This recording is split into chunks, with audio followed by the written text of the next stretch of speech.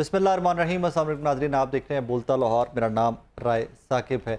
नाज़रीन, इंसानी स्मगलिंग जारी है। आए दिन रेड सुन रहे हैं हम, जब से वो यूनान वाली कश्ती का वाक़या हुआ, वो सान्या हुआ, उस दिन के बाद हम आए दिन सुन रहे हैं कि जी फ़लाँ को पकड़ लिया, फ़लाँ इंसानी स्मगलर पकड़ लिया, फ़लाँ इंसानी स्मगलर पकड़ लिया। हमारे भाई बड़े अशरफ मेहताब साहब बड़े सीनियर रिपोर्टर हैं, उन्होंने इसके ऊपर एक स्टोरी की है। उस स्टोरी को भी आज हम ज़रा डिटेल में मेंशन करेंगे और उसको डिस्कस करेंगे। सेकेंडली, बजट और बजट को लेकर कितना इसको कोरिलेट किया जा सकता है कि जो लोग पाकिस्तान छोड़ के जा रहे हैं, ताजिर क्या कहते हैं इसके ऊपर, कि ताजिरों के भी मसाइल ऑब्वियसली बजट ने कुछ हल करने की, एड्रेस करने की कोशिश की है या नहीं, या पाकिस्तान के अंदर इकनॉमिक क्राइसिस इतना शिद्दत इख्तियार कर गए में कि लोग पाकिस्तान से निकल कर जाएंगे तो ही उसका सलूशन लोगों को नज़र आता है। आज इन दोनों चीज़ों को रिलेट करने की कोशिश करेंगे आज के शो में। ये एक शॉर्ट है, एक साहब जो यहाँ से पाकिस्तान से गए थे, इसी तरह एजेंट को पैसे देकर जो ख्वाब दिखाए गए थे वो कहानी अलग, लेकिन ये एक शॉर्ट सुनिए। उसके बाद मैं उमैर साहब से आपकी बात करवाऊंगा, टेलीफोन लाइन पर हमारे साथ मौजूद होंगे। उमैर साहब भी इसी तरह पाकिस्तान से बाहर सफ़र करके फिर वापस आए हुए हैं। उनका जर्नी क्या था, यहाँ पर कमिटमेंट्स क्या थे, कितने पैसे दिए, किस तरह दिए, वो सारी वो चीज़ें भी डिस्कस करेंगे। ज़रा शॉर्ट सुनिए। मेरा तलक अलीपुर चट्ठे तो है। मेरा एजेंट सलीम शहजाद हफ्साबाद तो ਤੇ ਉਹਨਾਂ ਦਾ ਡੀਲ ਦੇ ਮੁਤਾਬਕ ਜਿਹੜਾ ਸੀ ਨਾ, ਸਾਡਾ ਟੋਟਲ ਸੀ ਹਫਤੇ ਦਾ ਟਾਈਮ ਸੀ ਮਾਲਟਾ ਪਹੁੰਚਾਉਣ ਦਾ ਬਾਏ 에ਅਰ। ਤਾਂ ਆਪਾਂ ਉਹਨਾਂ ਨਾਲ ਡਿਸਕਸ ਕੀਤਾ ਸੀ ਕੋਈ ਬਾਏ ਰੋਡ ਜਾਂ ਕੋਈ ਸਾਡੇ ਲਈ ਕੋਈ ਹੋਰ ਗੱਲ ਦੱਸਣ ਵਾਲੀ ਹੈ ਦੱਸ ਦਿਓ। ਉਹਨੇ ਕਿਹਾ ਜੀ ਕੋਈ ਨਹੀਂ, ਤੁਸੀਂ 5 ਸਟਾਰ ਹੋਟਲ 'ਚ ਰਹਿਣਾ ਹੈ, ਠੀਕ ਹੈ, ਬਾਏ 에ਅਰ ਤੁਹਾਡੀ ਫਲਾਈਟ ਹੋਏਗੀ 7 ਦਿਨ ਇਨਸ਼ਾਅੱਲਾ ਤੁਸੀਂ ਉੱਥੇ ਹੋਵੋਗੇ। ਸਾਨੂੰ ਆਲਮੋਸਟ ਇੱਥੇ 1.5 ਮਹੀਨਾ ਹੋ ਗਿਆ ਲੀਬੀਆ 'ਚ ਆਇਆ ਸਾਨੂੰ ਇੱਥੇ, ਠੀਕ ਹੈ। ਸਾਨੂੰ ਦੁਬਈ ਦਾ ਉਹਨਾਂ ਕਿਹਾ ਜੀ ਚੰਦ ਘੰਟਿਆਂ ਸਟੇ ਵੇ, ਉੱਥੇ ਸਾਨੂੰ ਸਟੇ ਕਰਾਇਆ ਗਿਆ 5 ਦਿਨ, ਠੀਕ ਹੈ। ਉਸ ਤੋਂ ਬਾਅਦ ਸਾਨੂੰ ਲੀਬੀਆ ਲਾਇਆ ਗਿਆ। ਲੀਬੀਆ ਤੋਂ ਅਸੀਂ ਕਿਡਨੈਪ ਹੋਏ ਹਾਂ, ਠੀਕ ਹੈ। ਸਾਨੂੰ ਨਹੀਂ ਪਤਾ ਕੌਣ ਹੈ ਕੌਣ ਨਹੀਂ, ਉਹਨੇ ਆਪਣੀ ਸ਼ਨਾਖਤ ਦੱਸੀ ਨਹੀਂ ਨਾ ਸਾਨੂੰ ਦੱਸੀ। ਉਹ ਸਾਨੂੰ ਜਾ ਕੇ ਦੂਸਰਾ ਨਾਮਾਲੂਮ ਜਗ੍ਹਾ ਸੀ, ਉੱਥੇ ਜਾ ਕੇ ਉਹਨੇ ਰੱਖ ਦਿੱਤਾ। ਬਾਅਦ ਉਹ ਸਾਡਾ ਆਲਮੋਸਟ 12-14 ਘੰਟੇ ਬਾਅਦ ਉਹਨੇ ਇੰਟਰਨੈਟ ਦਿੱਤਾ। ਫਿਰ ਪਤਾ ਚੱਲਿਆ ਜੀ ਬੰਦਾ ਇਹਨਾਂ ਦਾ ਅਦਨਾਨ ਭਾਈ ਨੇ ਭੇਜਿਆ, ਇਹਨਾਂ ਆਪਸ ਜਿਹੜਾ ਗਰੁੱਪ ਹੈ, ਅਦਨਾਨ ਭਾਈ ਨੇ, ਸਲੀਮ ਭਾਈ ਨੇ, ਉਸ ਤੋਂ ਬਾਅਦ ਅਸਫ ਭਾਈ ਨੇ। ਉਸ ਤੋਂ ਬਾਅਦ ਬਾਈ ਰੋਡ ਸਾਨੂੰ ਲੈ ਕੇ ਆਏ ਨੇ, ਠੀਕ ਹੈ। ਪ੍ਰੋਪਰ ਅਨਲੀਗਲ ਸੀਨ ਸੀ, ਠੀਕ ਹੈ। ਬਾਕੀ ਸਾਡੀ ਕੋਈ ਬਚਤ ਹੋ ਗਈ, ਬਾਕੀ ਭਾਈਆਂ ਨੂੰ ਚਪੇੜਾਂ ਵੀ ਪਈਆਂ ਚੈੱਕ ਪੋਸਟਾਂ 'ਤੇ, ਠੀਕ ਹੈ। ਜਿਸ ਤਰ੍ਹਾਂ ਡੈਂਕੇ ਲੱਗੇ ਨੇ ਉਸ ਤਰ੍ਹਾਂ ਅਸੀਂ ਵੀ ਆਏ ਹਾਂ, ਠੀਕ ਹੈ। ਉਸ ਤੋਂ ਬਾਅਦ ਸਾਨੂੰ ਇੱਥੇ ਆਇਆ ਵੀ ਆਲਮੋਸਟ ਸਾਨੂੰ ਮਹੀਨਾ ਸਵਾ ਹੋ ਚੱਲਾ ਇੱਥੇ, ਠੀਕ ਹੈ। ਕੋਈ ਰਿਹਾਇਸ਼ ਦਾ ਨਿਜ਼ਾਮ ਨਹੀਂ, ਕੋਈ ਸਫਾਈ ਨਹੀਂ, ਕੋਈ ਸੁਥਰਾਈ ਨਹੀਂ, ਠੀਕ ਹੈ। ਨਾ ਕੋਈ पानी का कुछ ਚੱਜ, ना कोई खान का। हाँ, वो अनफॉर्चुनेट, मुझे तो भी ये शॉर्ट सुना है, मैंने पहले नहीं सुना था, तब ऑडियो को इशू आ रहा था। ये तो हाफिजाबाद के मेरे नेटिव एरिया के साहब हैं जो सलीम शहजाद साहब। बहरहाल that is how it is कि यहाँ से कुछ बताया जाता है कि जी आपको लीगली एक प्रोसेस फॉलो करके वीज़ाज़ लगवा के लेकर जाया जाएगा, वहाँ से जाके आपको दोबारा वीज़ाज़ इशू करवाए जाएंगे और आपको माल्टा या इटली या स्पेन, आपने जहाँ कहीं भी जाना होगा, आपको वहाँ तक पहुँचाया जाएगा। लेकिन जिस तरह के भाई बता रहे हैं कि वहाँ पर पहुँचे हैं तो हमें अगवा कर लिया गया। अगवा करने के बाद हमें आगे एक एजेंट अगले एजेंट को बेच देता है, अगला एजेंट अगले एजेंट को बेच देता है, और ये चेन चलती रहती है। अगर उमैर साहब टेलीफोन लाइन पर आगे तो बात करवाइएगा जी मेरी। आप जनाब ये सफ़र करके आए, मैं ये मुबारक सफ़र, मैं क्या कहूँ इस सफ़र को जो आप करके आए हुए हैं। सर आप जो है ना, इस सफ़र को सबसे दुनिया का घटिया और नीच सफ़र कह सकते हैं। ये ऐसा सफ़र था जो ज़िंदगी मौत के दरमियान हमने खेला है। मुझे ज़रा स्टार्ट से बताइए कि आपका रब्ता कैसे हुआ, एजेंट तक कैसे पहुँचे, कितने पैसों में डील हुई, ज़रा सारा सिनेरियो में बताइए प्लीज़।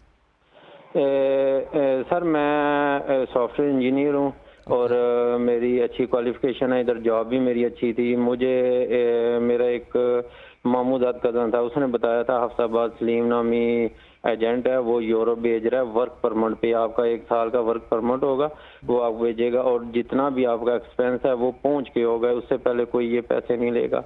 तो जब मैं उससे मिला, उससे बात हुई, तो उसने इसी तरह मुझे बताया। मैंने उससे ये पूछा कि अगर कभी ना कभी किसी मोड़ पे कोई फ्लॉस होता है, लेट्स सपोज मेरा वर्क परमिट नहीं आता या मुझे वो वापस भेज देते हैं या फेक होता है, तो उसने सब चीज़ों की मुझे गारंटी दी। गारंटर एक शख्स था जो जिसको मैं भी जानता था, वो भी जानता था। उसने ये बंदा गारंटर है, वो आपकी तरफ से भी होगा, हमारी तरफ से भी होगा, तो आपको इस किस्म की कोई इशू की ज़रूरत नहीं है। जब मुझे उसने दुबई का पहले वीज़ा दिया, उसने कहा इधर आपका जो है ना चंद घंटों का स्टे है, लेकिन उन्होंने फिर 5 दिन हमें स्टे किया।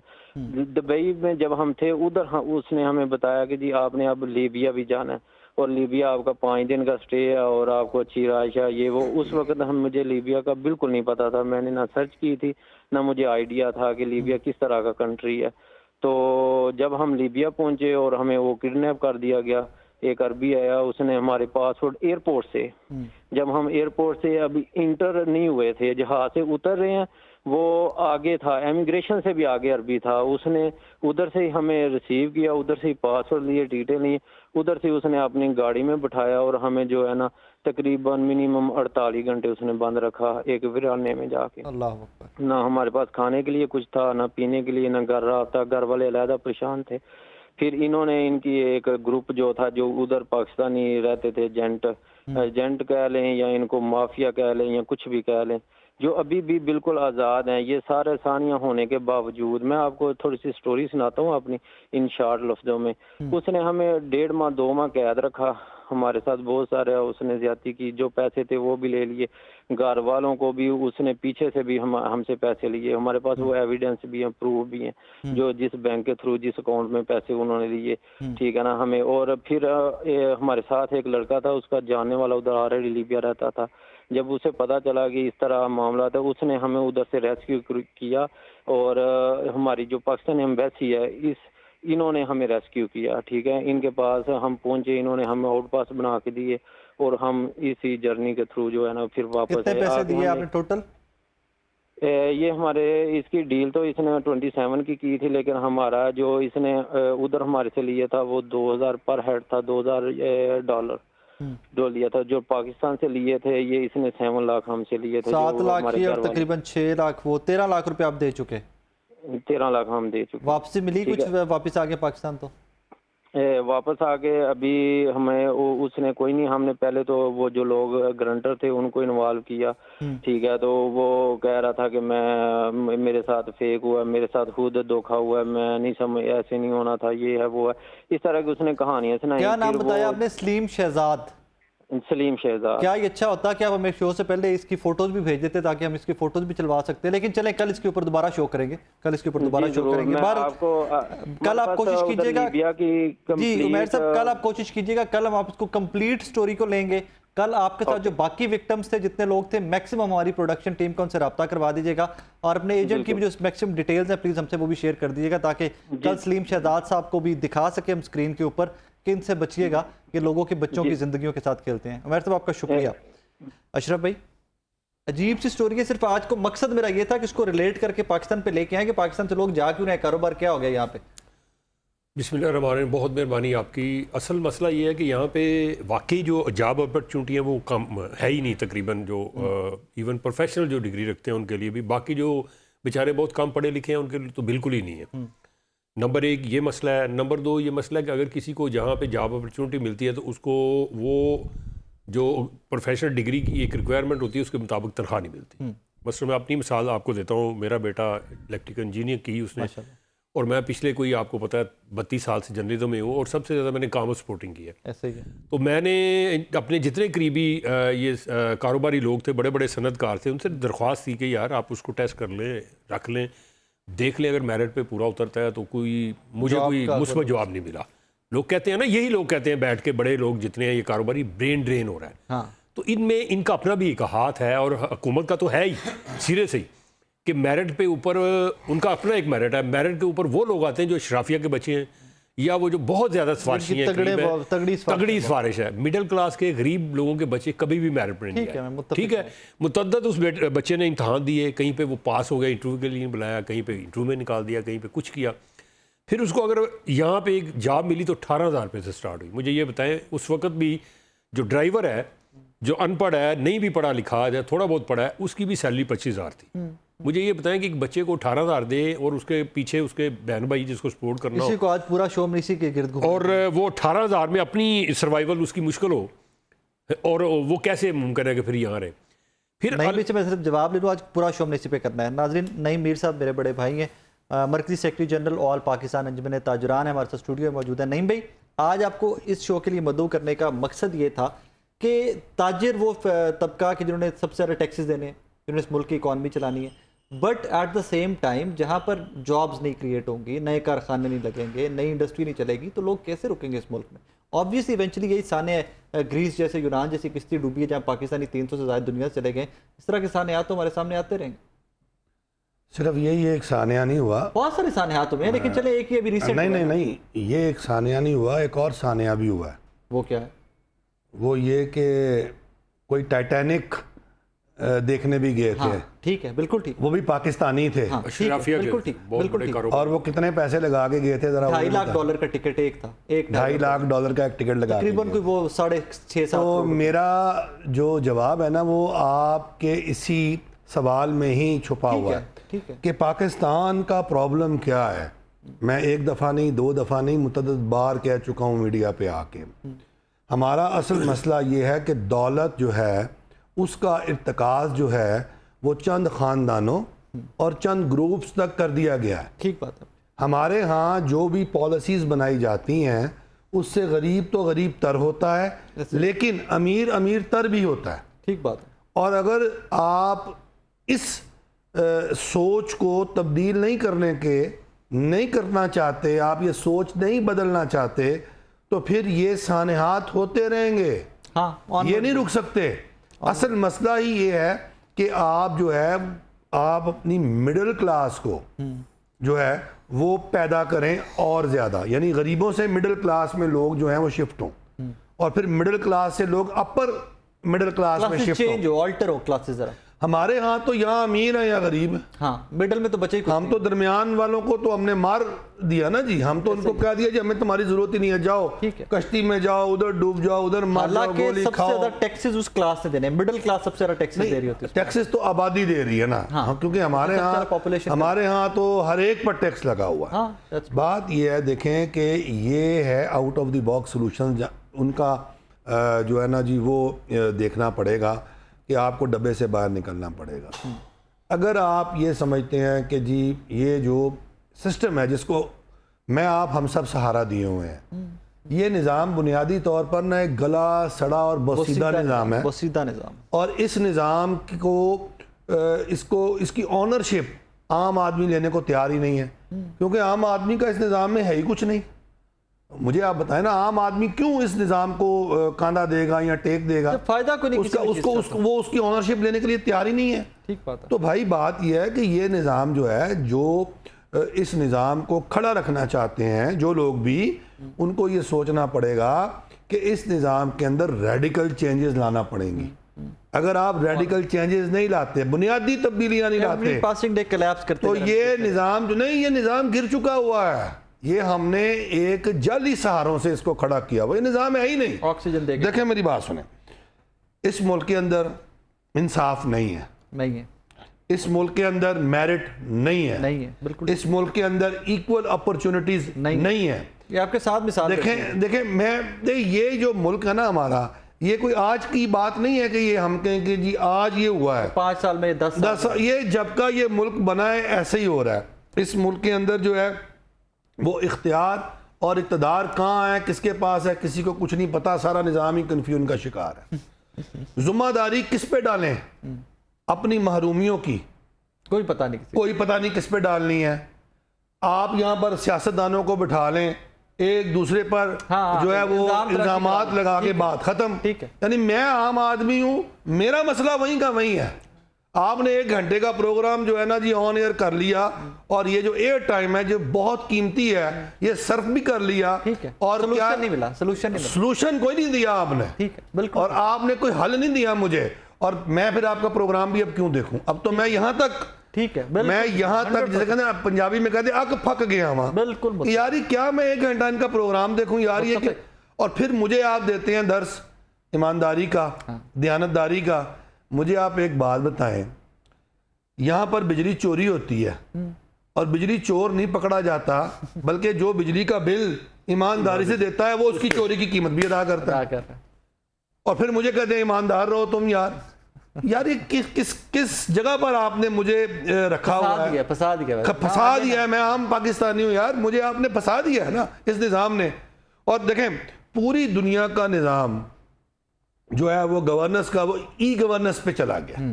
यानी आप देखें दुनिया कहाँ जा रही है, कॉमर्स गवर्नेंस, हर चीज जो है, यानी आपको कहीं जाने की जरूरत नहीं है। ऐसा ही है। आपने अपने मोबाइल से और आपने अपने कंप्यूटर से सारा काम करना है।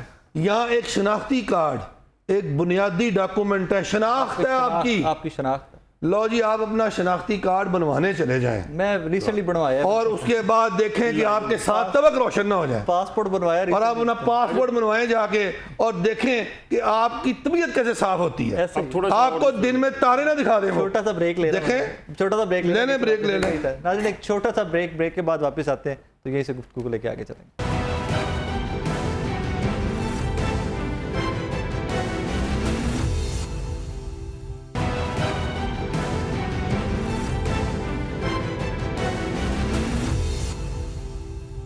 वेलकम बैक नाजरीन। अभी ब्रेक पे नईम भाई, बाकी जो हमारे मेहमान हैं अशरफ मेहताब भाई, ये लोग बैठे हुए ये बात कर रहे थे कि यार बजट पे हमने बात कर ली हुई है, बजट का लोगों को आइडिया हो गया कि क्या टैक्सेस लगे हैं क्या नहीं लगे, महरूमियों की बात करें। सो मैं आज का शो भी नहीं कि हैंड ओवर कर रहा हूँ कि वाकई महरूमियाँ हमारी इतनी ज़्यादा, और डे बाई डे वो गैप जिस तरह ना जिस तरह नईम भाई कह रहे थे कि अपर क्लास और लोअर क्लास का मिडिल क्लास बीच में से ख़त्म हो गई है, वो गैप वाइडन होता जा रहा है। एवरी सिंगल डे वो गैप बढ़ता जा रहा है और कोई बंदा नहीं है जो उसके ऊपर सोचे कि यार हो क्या रहा है। अशरफ भाई बाकी में गैप तो बढ़ता जा रहा है। बिल्कुल, इसकी मैं अब थोड़ा सा आपको बताने लगा हूँ कि ये गैप क्यों बढ़ता जा रहा है। जैसे इन्होंने कहा कि जो वसाइल हैं वो उस सतह पे हैं कि जहाँ पे नहीं होने चाहिए, जिस तरफ जाने चाहिए उस तरफ जा नहीं रहे वसाइल। मिडिल क्लास इसलिए श्रिंक हो रही है।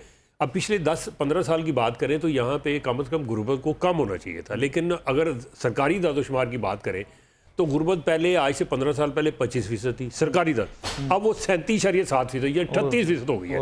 बकौल ये हुकूमत के खुद मान रही है कि हमने उसमें 12-14% अभी इसमें बहाम भी होगा, है तो कुछ बहाम ये तकरीबन 45% ज़्यादा है। और उसमें हर मिनट में एक मिडिल क्लास से 115 लोग गुर्बत के लकीर से नीचे जा रहे हैं हर मिनट में, और 3 करोड़ और 90 लाख से ज़्यादा लोग जो है अब तक खतरा गुर्बत से नीचे आए हैं इस पिछले 10-15 साल में।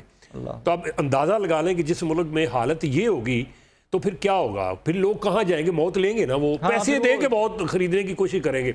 अब मैं थोड़ा सा आपको बताना चाहता हूँ इस सिनेरियो इस सारे का दुनिया भर में, ये सिर्फ पाकिस्तान का मसला नहीं है।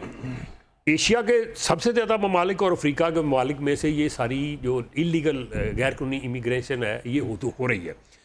ये एक अक़वाम मुत्तहिदा की रिपोर्ट के मुताबिक 2016 के अंदर जो है वो तकरीबन ये जो इंडस्ट्री जिसको सो कार्ड कहते हैं कारोबार बना लिया गया था, ये जो माफिया एजेंट है, तकरीबन $6 अरब 6 बिलियन सालाना उन्होंने ये कमाया इसमें। और अब उसके इस दिनों में अगर अंदाज़ा लगाएं, ये बात तो मैं कर रहा हूँ पिछले कुछ 7 साल पुरानी, 6-7, अब इसमें कोई $2 अरब का मजीद इजाफा हो गया। और पाकिस्तानी अगर इसको करेंसी में कन्वर्ट करें तो ये कोई 3,000 अरब रुपया बनता है, और हमारे जो टैक्सेस है उसका निस्ब बन जाता है जो हमने कलेक्ट किया। तो ये फिर क्यों नहीं लोग, मतलब जो जेंट है क्यों नहीं आपको सबब बाग दिखाएंगे, और यहाँ पे जब अपॉर्चुनिटी नहीं होगी तो हमारा बच्चा क्यों नहीं जाएगा, मतलब उस तरफ जाएगा। ये एक वाकया अभी हुआ जिसमें बहुत ज़्यादा लोग जो है वो मतलब अपनी ज़िंदगी की बाजी हार गए। इससे पहले जनवरी में एक वाकया हुआ था जिसमें तकरीबन 60 से ज़्यादा पाकिस्तानी जो थे वो भी इसी तरह ही हलाक हुए थे। उसमें एक हॉकी की प्लेयर भी शामिल थी, अंदाज़ा लगाएं, खातून शामिल थी। अच्छा, इसमें जो जितने लोग यहाँ से जाते हैं तकरीबन 30%, 25 से 30% ज़्यादा वहाँ पहुँच पाते हैं। हाँ, बाकी सारे रास्ते उसमें से या तो वो पकड़े जाते हैं, वो बॉर्डर के ऊपर गोलियों का निशाना बनते हैं और उनकी डेड बॉडी भी वापस नहीं आती, या वो जंगलों में, सहराओं में, दरियाओं में मारे जाते हैं, जिस तरह ये अभी वाकया हुआ।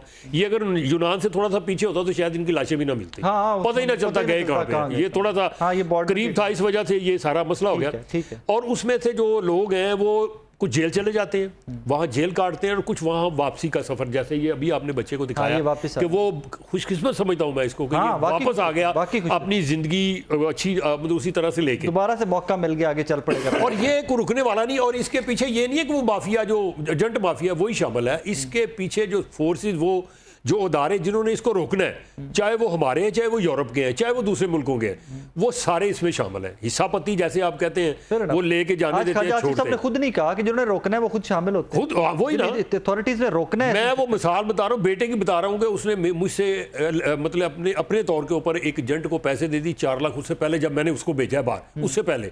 और वो मैंने जब मुझे मेरी मिसेज ने पैसे मांगे मुझसे कि पैसे दें थोड़े से उसको भेजना, मैंने कहा किस लिए भेजना, आप कौन लेके जा रहा है। उसने मुझे सूरत हाल बताई, मैंने उसे फिर थोड़ा सा समझाया, मैं कहा बेटा ये तुम्हारे साथ हाथ हो जाएगा नहीं। उसके अंदर एक FIA का अफसर उसके घर लेके गया मुझे, वो बेटा मेरा, वहां बैठ के वो जो है सारा उसने मुझे बताया, अंदाजा लगाया, और उसने उसका भाई कर रहा था वो ये सारा काम। तो फिर ये जब ये सूरत हाल होगी और उसने फिर 1-1.5 लाख रुपया नहीं दिया, मैंने बड़ी कोशिश की, मिसिज मेरे आगे हाथ जोड़ना शुरू हो गई, वो ये कर देगा, वो कर देगा, कोई बात नहीं, दफा करे। ले इसको समझ आ गई है कि आइंदा ऐसी हरकत नहीं करेगा।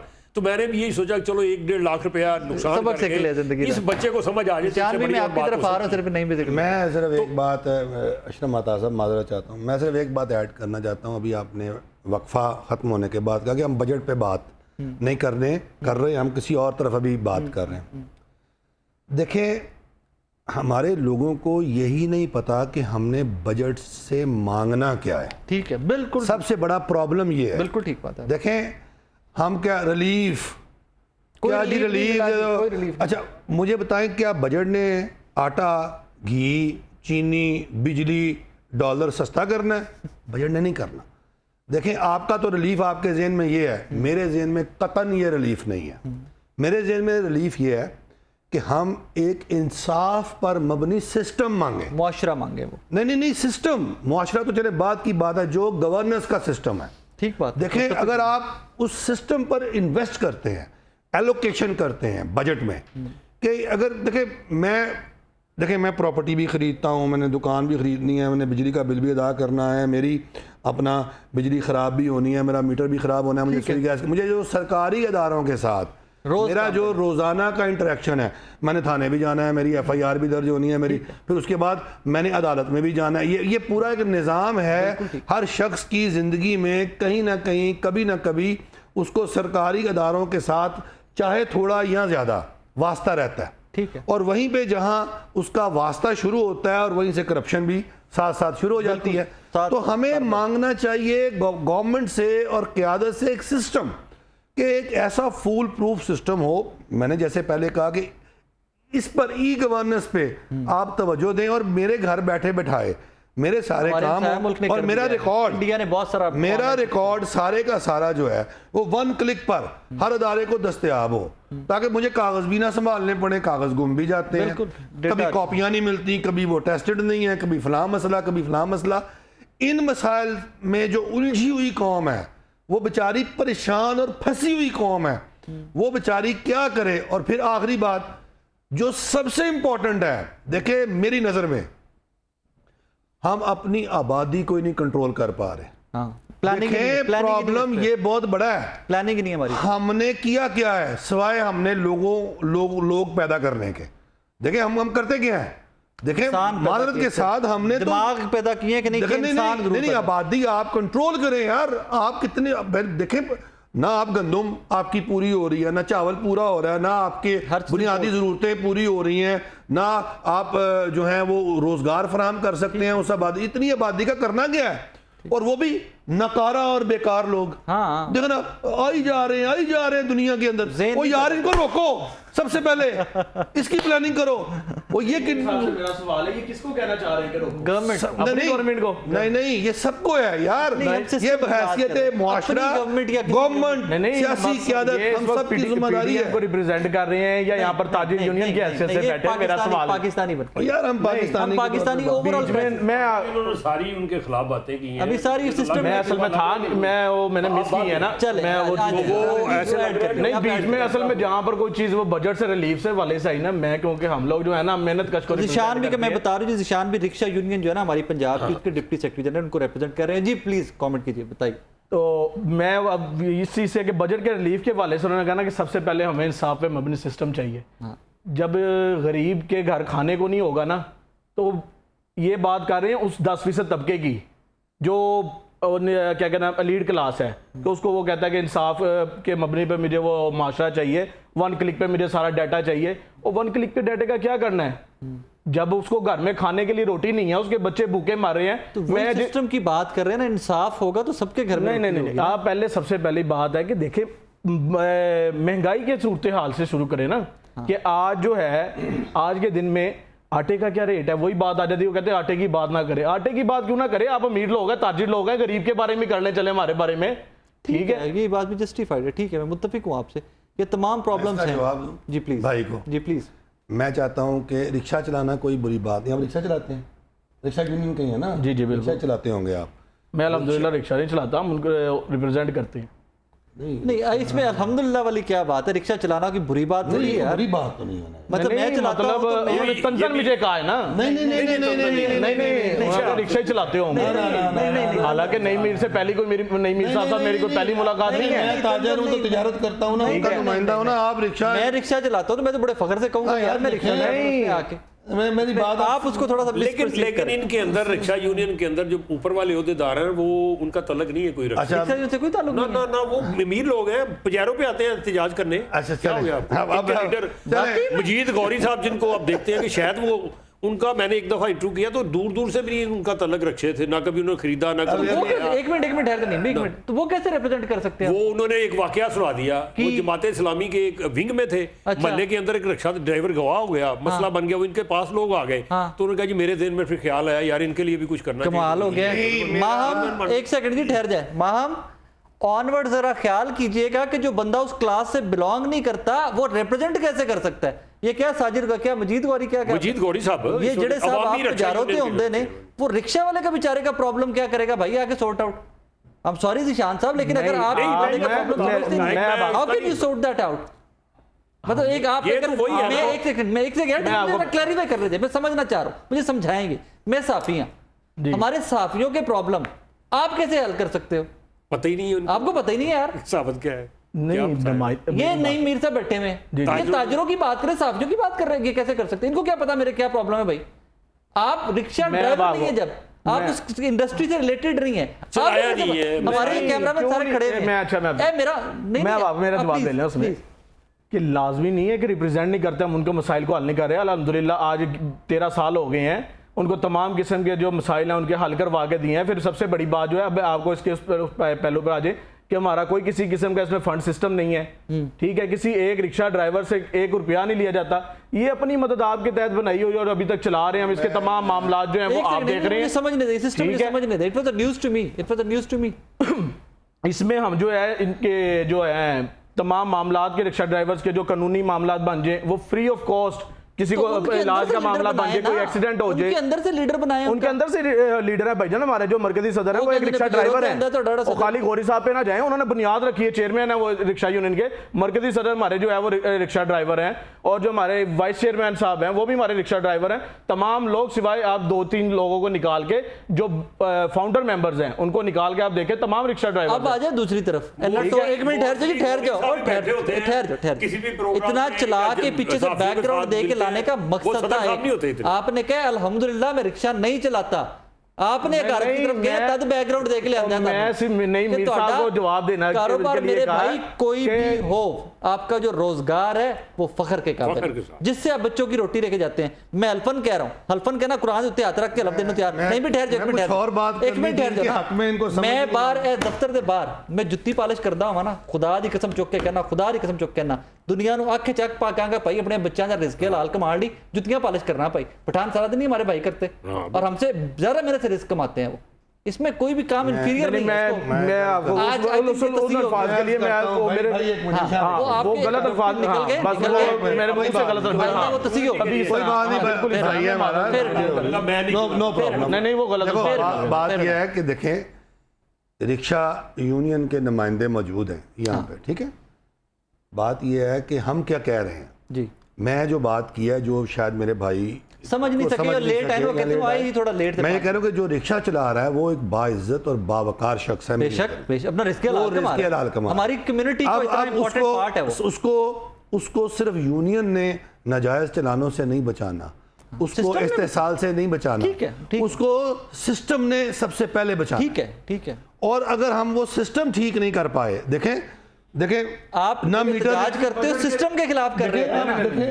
मैं सिर्फ बजट के जो उसके वाले से मैंने जवाब दिया था जी, और बाकी जो आप सिस्टम के तहत जो ब्रॉडर पर्सपेक्टिव में बात करें, हम जरा ब्रॉडर पर्सपेक्टिव आगे चलने दो यार, बात को आगे चलने दो।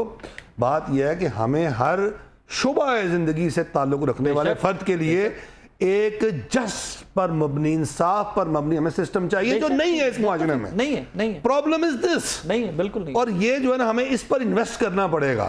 और हमें बजट में ये तकाजा करना चाहिए हुकूमत से कि सिस्टम कि हर सिस्टम पे जो पैसा लगता है उसके लिए हमें फ़र्द महंगे चाहिए, उसके लिए हमें कंप्यूटराइज करना पड़ेगा, उसके लिए हमें इंफ्रास्ट्रक्चर चाहिए, उसके लिए हमें टेक्नोलॉजी चाहिए।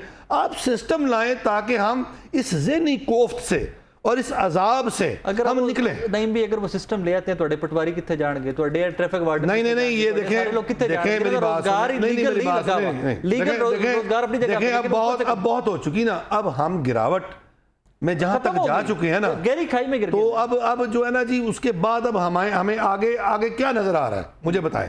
अब इससे ज्यादा और क्या इस निजाम की और इस अब मुआशरे ये की तो गिरावट होगी। आइडियलिस्ट अप्रोच जिस पे हम सारे पहले बात कर रहे थे। अब एक्चुअल पाकिस्तान में वापस आते हैं। ज़ीशान भाई, बजट आया, आपको कुछ पॉजिटिव मिला इससे? कुछ पॉजिटिव चीज़ें, कुछ आपको लगा कि प्रोडक्टिव बजट आया है, मेरी ज़िंदगी, रिक्शा यूनियन की ज़िंदगी, रिक्शा ड्राइवर के घर वालों की ज़िंदगी को बेहतर होएगी? नहीं, मुझे इसमें बिल्कुल नहीं लगता कि इसमें जो गरीब आवाम है, मेहनत कश मजदूर, गरीब रिक्शा ड्राइवर, ये दिहाड़ीदार मजदूर, जो तमाम यानी कि लेबर से लेकर मुतलका लोग हैं ना, उसके लिए कोई रिलीफ नहीं है।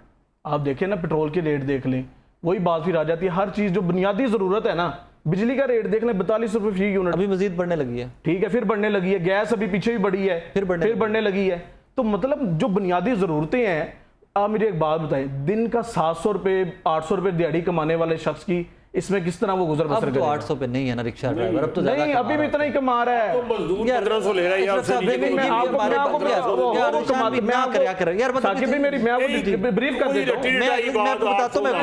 मैं आपको बता देता हूँ, कमाता वो तकरीबन है 2000-2200 रुपए करीब। अब आगे सुनिए तो उसका होता क्या है, उसमें से उसने पेट्रोल डलवाना है, उसमें से उसने रिक्शे की दिहाड़ी देनी है, फिर सारा वो क्या नाम है, वो आज आके बचता उसको 800 रुपये या 700 कर लें, अभी तो नहीं बचता है, क्योंकि सारा दिन हमारे तो पॉइंट आप चले मेरे साथ किसी दिन आउटडोर प्रोग्राम कर लेते हैं, हम करेंगे इंशाल्लाह। ठीक है, हम वहाँ पर प्रोग्राम अपने जितने भी तमाम हमारे पॉइंट्स हैं उधर चलेंगे, उनसे आपने पूछना है कि पर रिक्शा ड्राइवर वहाँ पर, क्योंकि नंबर वाइज चलते हैं वो, कि कितने की दफ़ा वहाँ पर वो जो है सवारी लेके जाता है वहाँ से।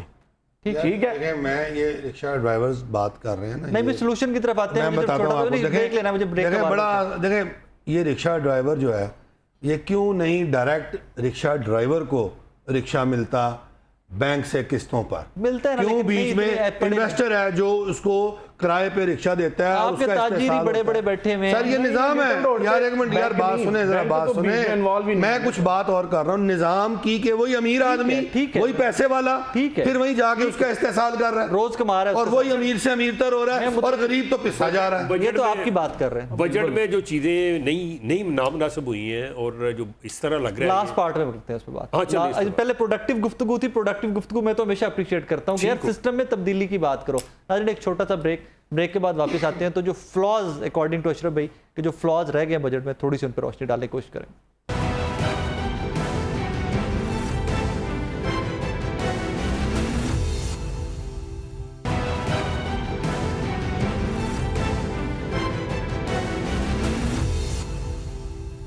वेलकम बैक नाजरीन। Last part of the show solutions की तरफ जाते हैं कि प्रैक्टिकल सॉल्यूशंस हैं क्या। अभी हमारे भाई बैठे हैं, रिक्शा यूनियन से बैठे हुए हैं। शान भी, आप लोग मीटरिंग सिस्टम जो होता है कि जितने किलोमीटर कोई सफ़र करे सवारी, उस हिसाब से वो अपना फेयर पे करे, उस तरफ क्यों नहीं जाते आप लोग? ये देखें, जो काम है ना हमारे करने वाले नहीं है, ये गवर्नमेंट ने करने हैं। हम लिख के जो लेटर्स में आपको 2014 से मैं आपको अपने यानी कि प्रूफ दे सकता हूँ। ये जब क्या नाम है, पिछले दौर में नून लीग की गवर्नमेंट से शहबाज शरीफ साहब की LTC के साथ जो है लाहौर ट्रांसपोर्ट कंपनी थी, इस वक्त पंजाब ट्रांसपोर्ट कंपनी हो गई है, उनके साथ कई मीटिंग्स भी हुई। इवन के मीटर जो है वो हमने तैयार भी कर लिया, जो वहाँ से बनाए, कुछ हमने लगाए भी, पायलट प्रोजेक्ट भी हुआ उस पर। ओके, ठीक है। फिर उसके बाद जो है तो वो सारे काम है गवर्नमेंट के करने वाले। ठीक है। एक कंपनी के साथ हमने सारा वो, उन्होंने हमारे जो है उसके साथ हमने तो बाकायदा जो इन्होंने LTC की ऐप बनाई हुई थी, हमने उनको कहा था कि आप जो है इसको उसके साथ लिंक कर दें। ठीक है, वो उसके लिए जो है उन तमाम यानी कि कोशिशें की गई। फिर एंड पे आगे जो है, लेकिन गवर्नमेंट के करने वाले काम है वो, जहाँ पर देखते हैं कि इससे फ़ायदा आवाम को होगा और वो चीज़ें क्यों नहीं होती। ये सवाल तो गवर्नमेंट के कोई नुमाइंदा। वो प्रोजेक्ट क्यों रह गया था, आपको है नॉलेज में? क्योंकि क्या वजूहात हो सकती हैं कि इस तरह का अच्छा प्रोजेक्ट जिसमें फेयरिंग का बड़ा सिस्टम बेहतर हो जाए, क्यों ड्रॉप कर दिया था गवर्नमेंट ने? ये देखें, पहले एक वक्त होता था उसमें लगे होते थे मीटर रक्षों में, किसी को इतराज़ नहीं था, अवाम बड़ी खुश थी। उसके बाद ये ख़त्म हो गया। उसके बाद किसी जगह पे हमने नहीं सुना कि दोबारा लगाने का हुकूमत जान से बता तो रहे हैं आप मुझे। नहीं, हुकूमत ने कि इसके ऊपर आना तो हुकूमत को चाहिए ना। हाँ, ठीक है। ये निगरानी मॉनिटरिंग करनी जो है रक्षे वालों का काम या इनकी यूनियन का नहीं है, ये हुकूमत का, ये मुतलका अदारे का है जो भी इससे इनके साथ बैठ के बात कर सकते हैं, स्टेक होल्डर हैं ये लोग। स्टेक होल्डर है ये। इन्होंने कहा ना कि हमने लेटर लिखे, फिर उनको जवाब देना चाहिए था। इसका मतलब है हुकूमत नहीं चाहती, फिर चाहती है कि गरीब अवाम, चूँकि रक्षा जो है उसको कंसिडर किया जाता है कि ये गरीब की सवारी है। अब ये LPG की कीमत नहीं में गरीब दी सवारी, अल्लाह दी कसम को नहीं गरीब दी सवारी। 2 दिन रक्षे करो तो गड्डी ना तेल देता लग जाता है, खर्चा ज्यादा हो जाता है गड्डी तेल ना। नहीं, मैं ये नहीं कह रहा, मैं ये कह रहा हूँ कि आम लोग जिनके पास कन्वेंस नहीं है, सवारी नहीं है, वो लोग तो इधर ही जाते हैं ना। गरीब खास तौर पे उसमें जो भी मिडिल क्लास है या गरीब है, और लोअर मिडिल क्लास तो शायद पैदल ही जाती है, साइकिल वाइकल या और कोई इस्तेमाल करती होगी। तो ये हुकूमत को चाहिए कि इसका हल और सोल्यूशन निकाले जिससे अवाम को भी और इनको भी फ़ायदा, और दोनों के दरमियान ये तल कलामियाँ, झगड़े, लड़ाइयाँ जो तय करते हैं किराया, उसमें ना जाए। ये अभी रिसेंटली 140 पे LPG की कीमत में कमी आई है और 210 पे चल रही है। रिलीफ है ना यार, वो तो अच्छा सुन ले, लेकिन रिक्शा ड्राइवरों ने रिलीफ नहीं दिया। किराए में कमी हुई है, कोई कमी हुई है तो बता दे मुझे। 70% से ज़्यादा रिक्शे जो है वो LPG पे चलते हैं, पेट्रोल पे कम चलते हैं। अब पेट्रोल तो आपको पता है 300 रुपये के करीब, मतलब 250 के ऊपर है। तो फिर ये जो है रिलीफ किसने देना है? कुछ इनके भी कसूर है, कुछ हुकूमत के भी कसूर है, और उसमें पिस जो है वो सवारी है। ये जो 70% रिक्शे की बात कर रहे हैं कि LPG पर है, वो 70 नहीं, शायद मेरे ख्याल से 80% भी हो सकता है। ओके। लेकिन उसमें आप ये देखें कि वो जो है सबसे बड़ी बात फिर वही आ जाती है कि वो लीगल ही नहीं है ऑटो रिक्शे में। अब सुबह सुबह जब रिक्शा लेने निकलना है ना, LTC वही फिर आ जाती है, ट्रैफिक पुलिस लहदा चलान कर रही है 2000 रुपये का, LTC लहदा कर रही है। ठीक है, उन्होंने ये काम इदारों के करने वाले हैं, उन्होंने अब ये क्यों नहीं कोई रोकता उनको कहीं कि अच्छा आज आके क्रैकडाउन कहां पर हो रहा है। फिर वहां पर यही आ जाता है अमीर को फायदा कि जब सारा कुछ बन गया, सिलेंडर बन गए, रक्षों में लगने वाली किटें बन गई, एंड यूजर जब उसको परचेज कर लेता है उसके ऊपर क्रैकडाउन स्टार्ट कर देते हैं। और यार वो कारखाने में क्यों नहीं जाते जहां पर वो बन रही है, वो फैक्ट्रीज में क्यों नहीं जाते? मुत्तफिक आपसे, बिल्कुल मुत्तफिक। नहीं भाई, बात बिल्कुल ठीक है कि जब सिस्टम में लेके आ रहे हैं एक चीज, एक प्रोडक्ट सिस्टम में एंटर कर रहे हैं, और वही पे मैन्युफैक्चरिंग रोक लो ना भाई उसकी। यार मैंने तो आपको पहले भी बताया, मैं तो इस मौक़िफ़ का हामी हूँ कि सिस्टम पे इन्वेस्टमेंट होनी चाहिए, लेकिन एक और चीज़ भी साथ साथ होनी चाहिए। ये जो ना गरीब, भुखे नंगे, फ़कीर मर गए, मदद करो, दे जा सखिया, अल्लाह दे नाते, ऊपर से लेके नीचे तक। यार मैं यही कह रहा हूँ ना, ऊपर से लेके नीचे तक, कभी आटा सस्ता दे दो, पेट्रोल की सब्सिडी दे दो, गरीब मर। और यार अपने अंदर गैरत पैदा करें, मेरी बात सुने, ऊपर से लेके नीचे तक। ठीक है, ठीक। देखें ये जो हर वक्त का मांगना है ना, इसको बंद करें, और हर वक्त का रोना धोना, हर वक्त वैन पाते रहो। आपके प्रोग्राम में बैठे लोग वैन ही पा रहे हैं, मर गए, लुट गए, बर्बाद हो। यार खुदा का खौफ करो यार, कोई अच्छी चीज है उसको एंजॉय कर लो यार, उसको बयान ही कर दो यार। देखें ये जो है ना हर वक्त ये झूठ है, ये दगा है, ये ख़त्म होना चाहिए। और हमें सिस्टम को मजबूत करने के लिए हमें कोशा रहना चाहिए, और गवर्नमेंट्स जो होती हैं, चाहे वो सूबाई गवर्नमेंट है, चाहे डिस्ट्रिक्ट गवर्नमेंट है, चाहे फेडरल गवर्नमेंट है, इनको इन्वेस्ट करना चाहिए सिस्टम को मजबूत करने के। इंफ्रास्ट्रक्चर बनेगा, निज़ाम बनेगा, और वो फेयर होना चाहिए, जस्ट पर मबनी होना चाहिए। तो ये आपके आधे शो ख़त्म हो जाएंगे, आप भी बेरोजगार हो जाएंगे। बड़ी खुशी ठीक है ना, मेरा मुल्क बेहतर होए, मैं रोजगार और लाभ। अब क्या है, मसले रहेंगे, आपका प्रोग्राम भी चलता रहेगा, आपकी व्यूअरशिप भी आती रहेगी, रेटिंग भी आती रहेगी। मसले रहने चाहिए, मसले खत्म करवाने हैं तो सिस्टम को ठीक करवाओ। मैं उस पर आधे नाल तरला करके रिक्शा ले लांगा, साफ सुथरा रिक्शा, सुबह तो शाम तक कमा के बच्चे की रोटी कमा लेंगे, मेरा मुल्क के सिस्टम बेहतर हो जाए, ये निज़ाम बेहतर हो जाए, मुल्क आगे चले, मुझे कोई प्रॉब्लम नहीं, नौकरियां और बढ़िया, कारोबार और बढ़े। नाज़रीन अपना बहुत सारा ख्याल रखिएगा, जिस तरह नईम भी ने कहा कि सिस्टम को एक मजबूत इंफ्रास्ट्रक्चर और रीवैम्पिंग की ज़रूरत है। बाकी में हम उस नेज पे पहुंच चुके हैं कि यहाँ पर ओवरहॉल करने की ज़रूरत है कंप्लीट सिस्टम को, एंड अगर अब नहीं किया जाएगा तो it would be too late. We are already too late, लेकिन अगर अब तो नहीं किया जाएगा तो फिर तबाही इससे भी ज़्यादा होगी। अपना बहुत सारा ख्याल रखिएगा, दुआ में याद रखिएगा। अल्लाह हाफ़िज़।